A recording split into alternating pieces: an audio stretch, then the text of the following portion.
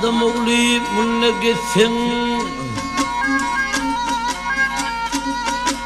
Adam fakir mulla gitsin, geçsin ey yatlığın.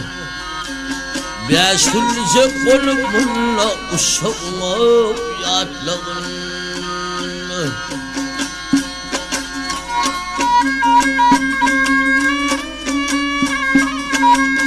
Oğul gıyda kuvalanın doğullarına köyelenin, ay mulla yakli kadınlanın kalcığına yatlığın.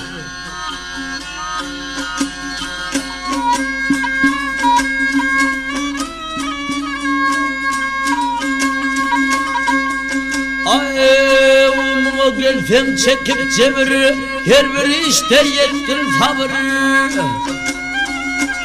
Ya ahir bir ulsaga kabir, kalırcığına yatlığın. Ay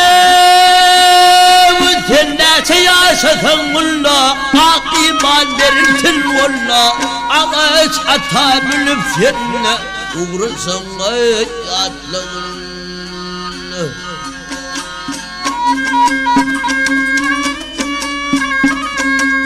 Toy meyli ferde geldiğin, çapırşıp yarışta oldun, arvat namalar dildin, kalcığına yatlığın.